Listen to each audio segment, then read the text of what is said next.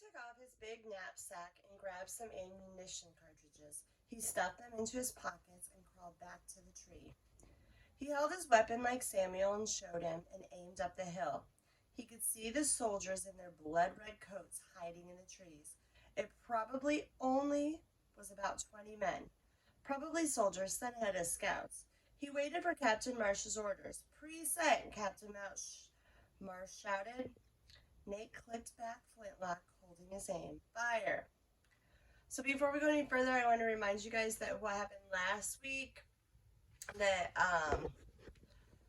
Samuel died, right? He got shot, and then he took his gun, Nate did, and so now he's going to go on as the soldier in place of Samuel. So, continuing on, Nate pulled the trigger. Crack! The gunpowder exploded into the gun. The musket ball streaked out of the barrel like a comet, trailing flames and smoke. Other men shot at the same time, and Nate's musket ball joined theirs in the blizzard of metal sweeping up the hill. The redcoats scattered.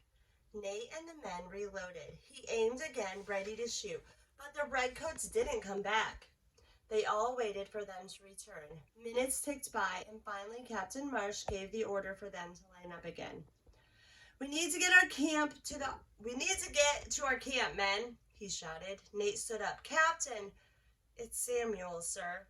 A moment later, all of the men gathered around Samuel's body. Martin knelt down and put his hand on Samuel's blood-soaked chest. He looked up at Captain Marsh. He's gone, sir.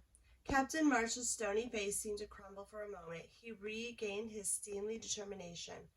All the men said a prayer, and they stood up silently. But then a chilling song shattered the moment. Rat-a-tat-tat, rat-a-tat-tat, battle drums, like from Nate's nightmare. But these were real, and it got louder and louder. Rat-a-tat-tat, rat-a-tat-tat. What will we do, Captain? Paul asked. Paul had an unusual look in his eyes, one that Nate had only seen once before, during the storm that took Papa. It was fear. We need to go back to the fort, Captain Marsh said. But it was too late. Before they could take a step, the ground started to shake, and it sounded like stampedes of giants were heading for them. And in a way, that's exactly what was happening. Suddenly, hundreds of soldiers were charging over the top of the ridge. They were not redcoats. They were not American. They wore dark green and red uniforms and tall, pointed silver hats. They carried muskets, topped with long, glinting bayonets. The Hessians! The hillside exploded into a wall of flame and gunpowder smoke. So remember that the Hessians were the German soldiers. Balls hissed by, smacking into the trees and cutting holes into the ground. And this time there was no way for the men of the Connecticut 5th to shoot back. The Hessians were pouring over hills like a churning wave of green and red and silver. Retreat, Captain Marsh bellowed. The men scattered in different directions. Paul grabbed Nate by the arm, and they tore through the woods. Cannon blasts rang out. Boom, boom. That evil, sizzling sound of approaching cannons filled the air. Crash! A cannonball shattered a tree right in front of them. Shards flew like daggers. A sharp piece hit Nate on the cheek, an inch from his eye. Paul lost his grip on Nate. The smoke was now so thick Nate could hardly see. He lost Paul and ran blindly, stumbling over rocks, weaving round trees. Musket balls were whizzing by. Nate heard footsteps behind him. Paul? But when he looked over his shoulder, he didn't see his friend. Instead, he saw a man in a silver hat, a Hessian. He was chasing after Nate with his bayonet held straight out in front of him, shouting angrily in a language Nate had never heard.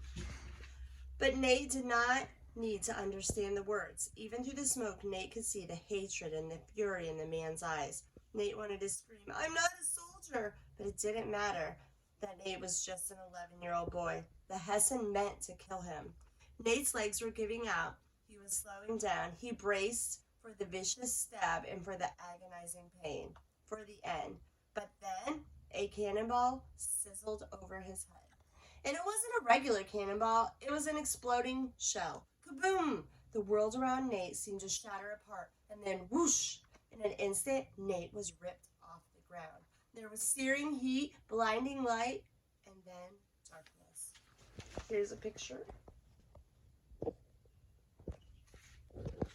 And that's the end of chapter 15. So tune in tomorrow for chapter 16.